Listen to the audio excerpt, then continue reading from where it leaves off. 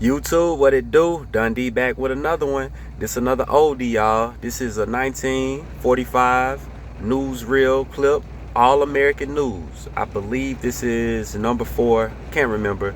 We're going to find out in a minute. But we're going to go over some of the All American news that they said this newsreel was particularly meant for Afro-American people. I think it was meant for all American people, and most of the Americans were so-called copper tone. That's why it's called All American News. So without further ado, let's get into these old news segments.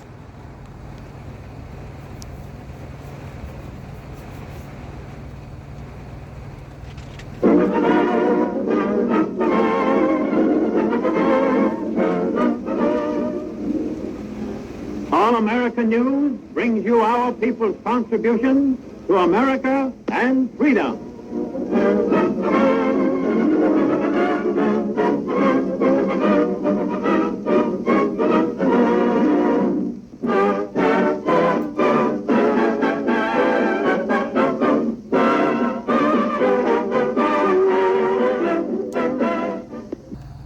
My bad, y'all. I was trying to turn it up a little bit. My bad.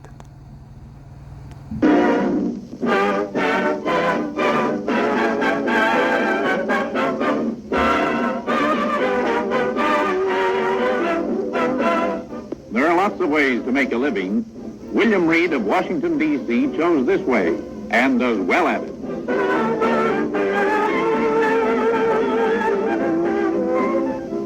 He repairs basketballs, volleyballs, soccer balls, footballs, and indoor baseballs, and is kept busy all the time.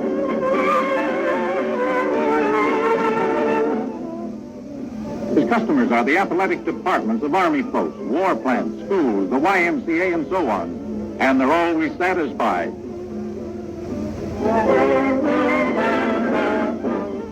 His expert craftsmanship makes them like new.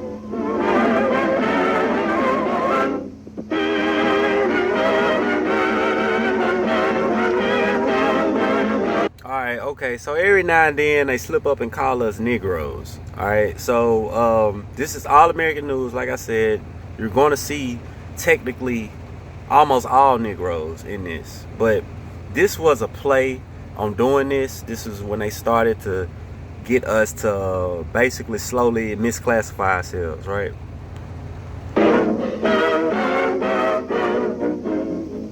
Ann Petrie authoress with Aubrey Pankey, noted singer. She won the Goat and Mifflin Award. Pankey, like all of us, is proud of Ann. Her novel, The Street, deals with Harlem.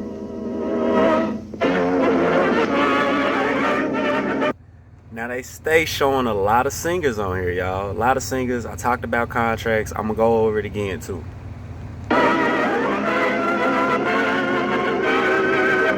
Okay. And troops. Mind you, they was doing a lot of war effort. They was supporting the war on these news clips a lot of the times. So they showing colored troops, which was most of the troops. Oh damn, and then they keep messing up. So then they said colored. They called a girl Negro. Now they using colored. Mind you, they not calling us African American, y'all. They not saying African American. They saying colored, Negro, or American to identify us. You are about to witness one of the epical events of world history. These Negro GIs are conducting a convoy over the Burma Road. It's believed... And that's how you know they was literally in the midst of calling us Negroes, because they going back and forth of saying Negro and colored. They just did it like 3 times. They called a girl a Negro. They had a word written Negro. Now they got the word written colored, but bro just said Negro again. Come on now.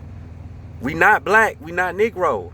If anything, we were colored. Yes, sir. Come on, man. Hit that like button. Follow the channel.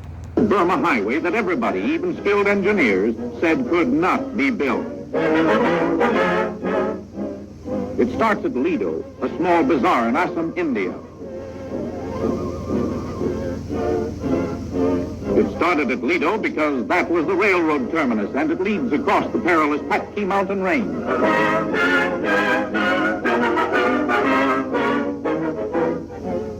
This lifeline to our fighting front required that, first of all, Japs had to be cleaned out, and virgin jungle had to be cut through, most of it unmapped.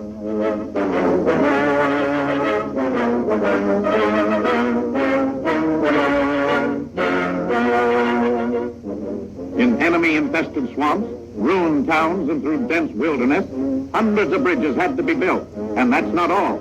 Monsoons swept the area, also insects, winds, rain.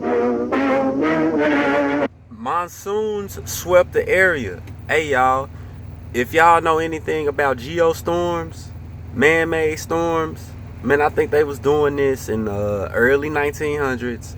And I think they was probably doing this in 18 and possibly the 1700s by systematically causing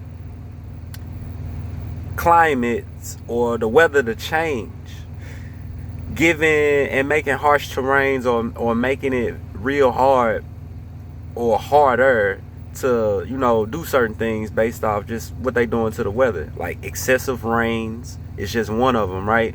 And then all you gotta do is just break a few dams and open up some levees, and now you got a flood. But they've been doing this for a while. Just all of a sudden the war hit and they got monsoons and stuff hitting. Like, what? Come on, bro. Something fishy. They did that before they came out there. They had to destabilize the land, right? My bad, y'all. Let's get into it. Malaria attacked our men too. And don't forget they were 12,000 miles from American supply sources. Whoa. But did the Yanks do the job? Well, here it is to prove it.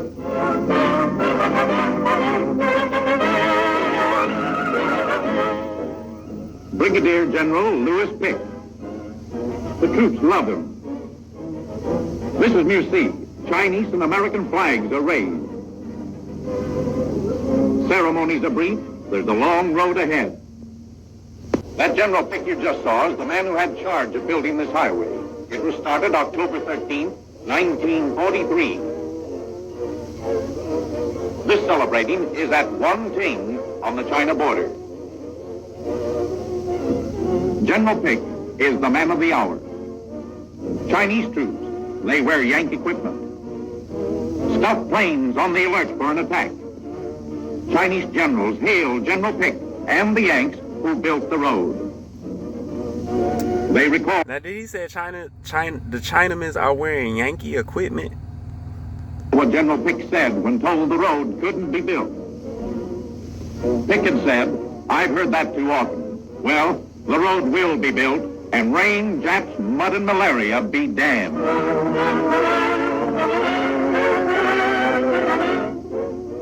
Through the Mangshi Gorge, the convoy rolls from town to town. Kindly colored boys share the chocolate with little Chinese. These United States Army Signal Corps pictures show the magnitude of the greatest of engineering projects.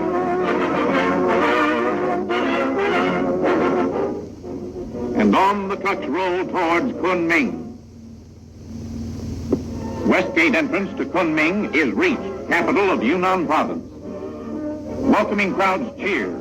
It is 10 a.m., February 4th, 1945, and marks the end of the Lido stretch and beginning of the Burma Highway. This tortuously winding highway, firmly built to carry our heaviest equipment, is indeed the realization of a dream accomplished through terrible nightmares of blood, mud, and work.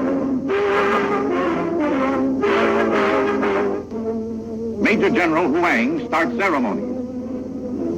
General Pick, toast of the town and of the world. An honor guard for the man under whose leadership we built a road 1,044 miles long against all odds. So all of this was just about a highway, bro? General Lung Yang. These people are no longer isolated from the world.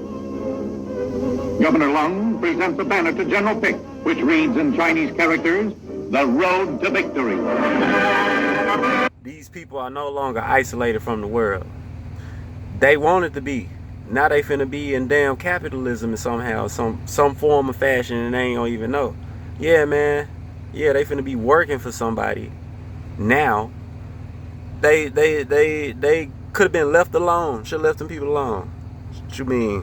Need to connect them to the real world, man? Nah.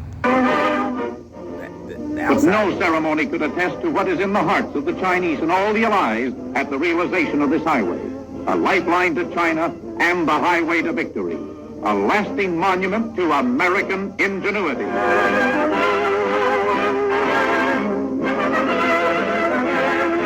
And victory, remember y'all saw my movie True Meaning of the Peace Sign? Yeah, that was the peace sign. Yup, yes sir.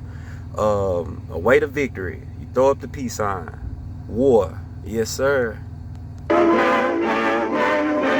Or the war sign, I should say. This was a war sign. Negroes, Chinese, whites, push on in the cause of world freedom. Now, who was they fighting? Japs.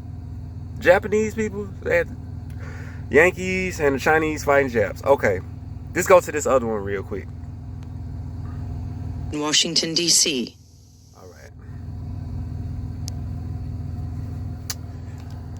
right. You, our people's contribution to America and freedom. What we got?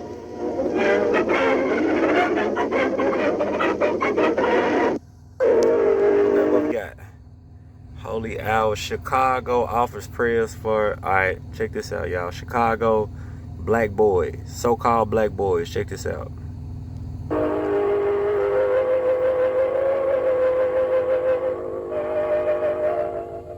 The Catholic Archdiocese of Chicago. Whoa, they white.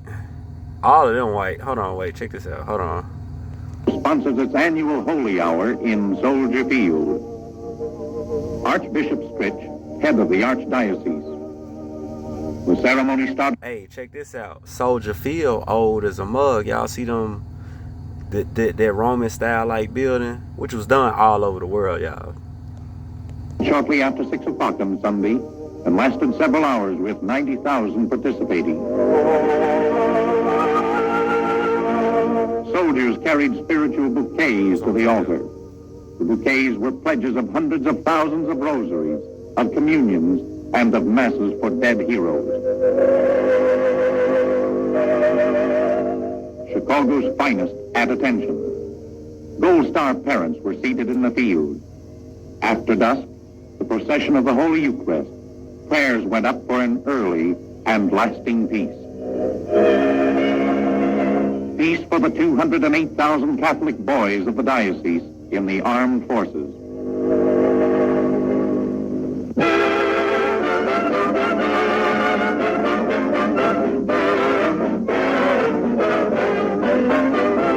Reverend Charles Hill, Detroit racial leader, has been drafted by colored and whites to run for the Municipal Common Council of the city of Detroit.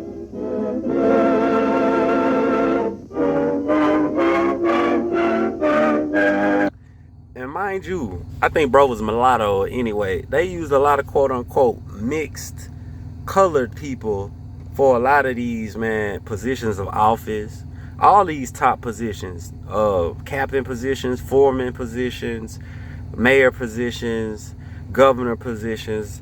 These so-called mixed and white people started getting put in these positions over us over time.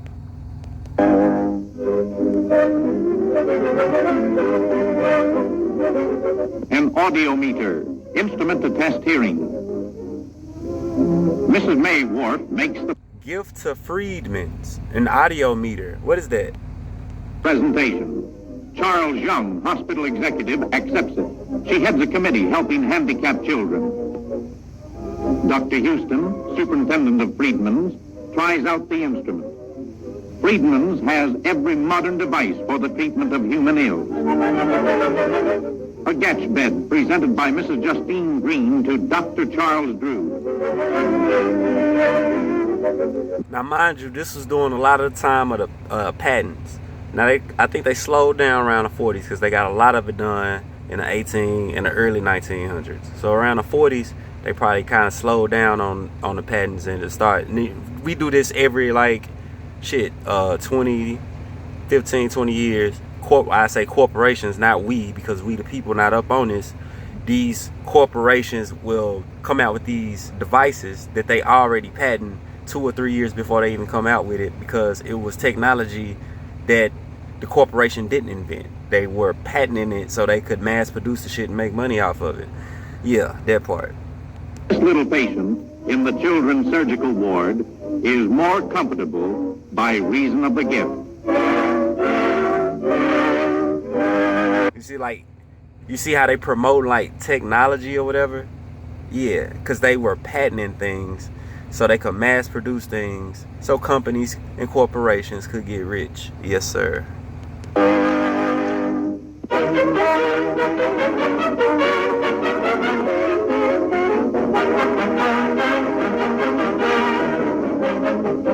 Contest manager Hart reached winner. She is Miss Thelma. Bro, she cute. Bro, wasn't that the Looney Tunes music? That was the Looney Tunes music, bro. Nah, Warner Brothers? Something. It was one of them cartoons, bro. I swear for God, bro. Hold on, let me go back.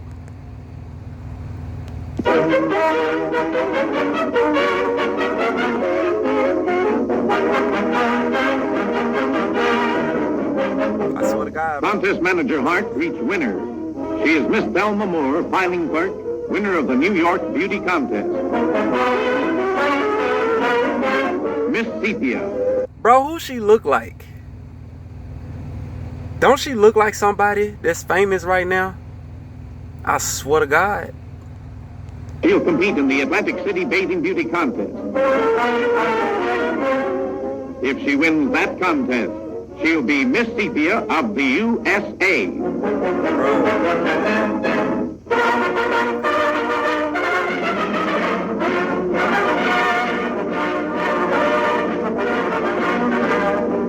Somewhere in China, I think they said she'll be Miss Cynthia USA, something. But beauty was our people. I ain't, bro. Yeah, that's always our people. Let me keep playing. Yeah. in the Times Square of a little village, the Yanks in China. Not shitting on no other race. I'm just saying, you gotta respect the copper tone color people, bro. Civilians learned the good news of VE Day.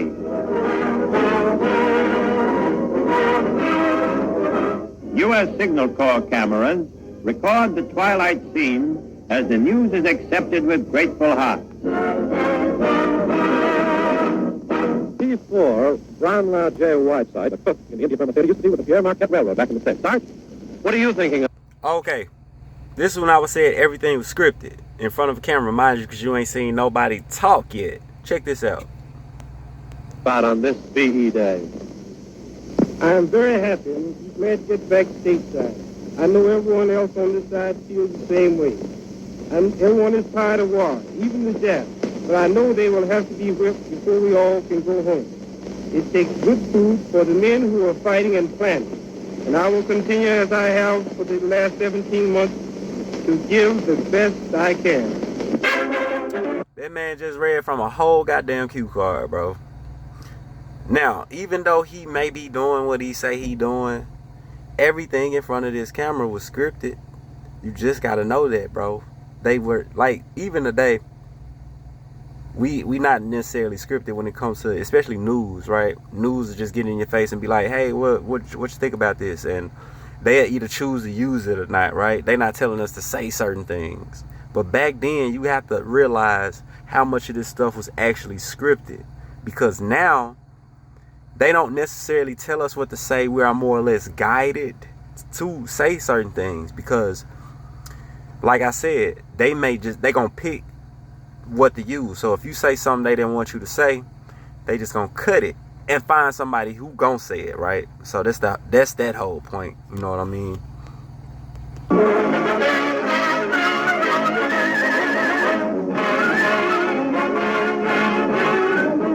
With impressive open-air ceremonies, Howard University. Who keeping up with the Young Thug trial? Y'all know Miss Hilton with the Howard? Yes, sir.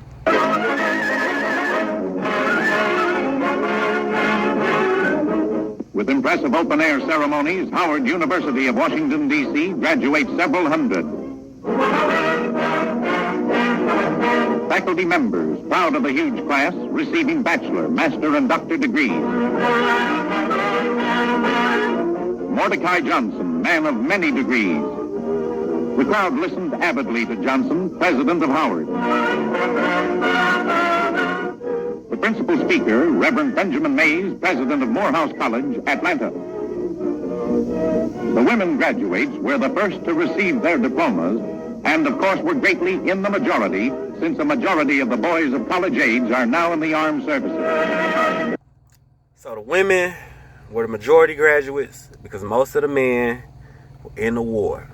And that's what they were heavily promoting. See, when I was growing up, my grandmama used to tell me, you know, like when they was talking about, you know, after Desert Storm, like, you know, be careful, you might get drafted, you know, and all that stuff. They were really thinking that, like, you know, because that's what we was doing, our people, particularly our so-called African-American people, were enlisting in the war. A lot of us.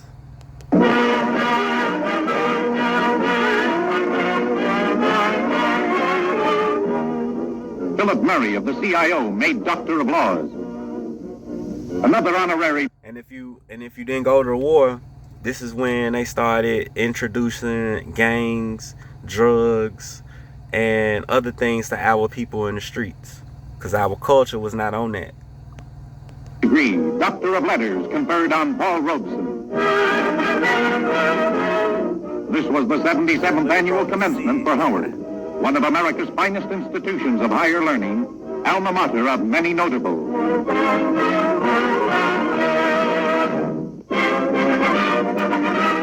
All right, that's the end of that. I like making 30-minute videos. Stay tuned. Hold on, wait 1 second. It's one more clip I want to show y'all. There's so many of them. I be looking for certain ones. It's hard for me to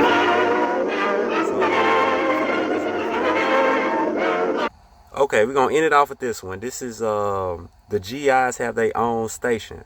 So when I researched the record companies and all this stuff, I came across that when the record companies started, the record companies started with all of the equipment, and they had to patent all of the equipment before they started. So Columbia Records, for an example, patented the phonograph, named it the graphophone, and it was basically equipment they had and they patented before they started to allow so-called people to perform over the equipment, right? So they had to own it.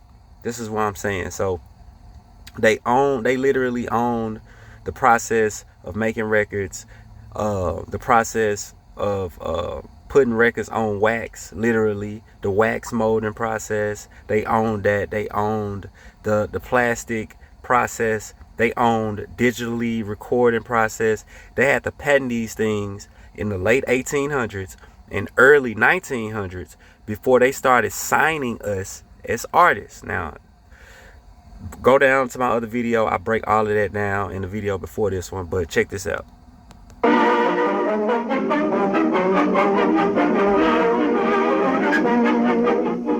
A typical encampment in the India-Burma War Theater with its typical GI radio station. This station is one of several to be found in this sector and elsewhere all over our fighting front. The boys duplicate, as best they can, a regular commercial broadcasting station with soundproof control room, studio, and all. Now I got, you know how I talked about RCA and how 4 companies came together in a patent pool, a patent trust, i.e. a consortium, to patent all of the technology, radio technology, broadcasting channels, and all of this stuff before they started doing it. This was in the early 1919. Mind you, it was 1945.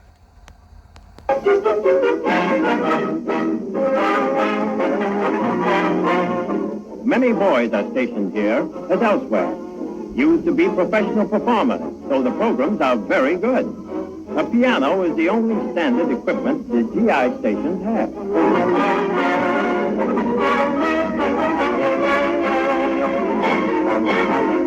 The station is connected with the Lido Road Base headquarters by telephone wires and can broadcast remote from there. Other remote programs include Y'all, we was always performers, bro. We was always performing. Yes, sir. outdoor events, Red Cross shows, games, and so on. This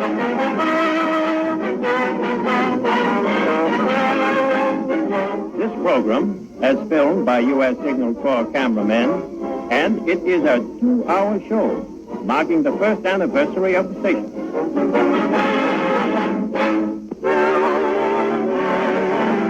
Okay. I think I'm going to end it off with that, I believe. Hold on. It's starting to rain if y'all don't hear it. Alright, so, yes. So we're going to end it off with that. Broadcasting, like I said, I'm gonna kind of recap with the broadcasting. And this is right before they were able to push the stereotypes they wanted to push. Because right now it's just newsreels. Most of the media we was in was just that. We weren't acting. We wasn't playing a role. We wasn't getting behind the camera to play a role like that. At least not for them. You know what I'm saying? If we were, we was doing it for ourselves. But I don't find much proof of that either. So I know by the time we get behind the film camera, we are absolutely giving these people what they ask for, per se, right? So movies, music, like I said, they your deeds, all right? They are deeds. A deed is property or your right, all right? Your deed, when you perform, is an action. Your deed is an action or an act. It is an act. You are committing a deed. So the deed is an action that is performed intentionally or on purpose. A contract is a counteract. All right. Counteract. That's what contract means. All right. Become liable for a debt. It means to catch or develop something. When you sign a contract, you give up your deed and your rights and your property for the contracts. And under the contract, music per se, the deeds you perform are no longer your own. The person with the contract is going to trade you something for your deed, your actual action. The contract is a non-action. It's an agreement. Rather, if it's money, fame, or followers, whatever it is, the person that gave you the contract now has control over your actions, your activities, your feet, your performance, your achievements, your efforts, your endeavors, and your accomplishments. All right. Your whole enterprise. All right. So this is essentially a 360 deal. And any contract you sign, truly, like you renting. Contract means for rent. Indeed means you own. So you always want to own your stuff. All right. So people like Drake, people like Jay-Z, it's over for them boys. It is a wrap. It is a done deal. We are in the new season. We are in the new age of, man, learning how to overcome all this and owning our stuff now. We ain't finna just be working for people. No longer slaves. Because now we slaves, right? We slaves now. We weren't slaves back then. We slaves now. Because these people own everything we affiliated with. They patent it. They own it. And now in order for us to even accumulate monetary value or whatever, we have to work under their system. We have to work under the things that they took control over, that they took. So if you don't believe me about these people using patents to take shit that they didn't invent, just read 48 Laws of Power and go to the law where they talk about Thomas Edison. You should be able to Google it.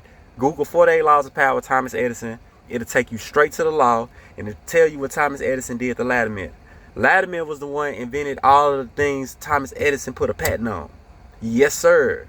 Hope y'all stay to the end of this video. Hit that like button. Subscribe to the channel. I'm going to try to move up in the world. I know I've been back in the oldies. We're going to move up a little bit in these next few videos. Because I know a lot of y'all ain't got the attention span, the know-how, or the knowledge. But this ain't for them people. This for the people who want to know. Alright, so yeah, that part. Dundee. Peace. I'm out.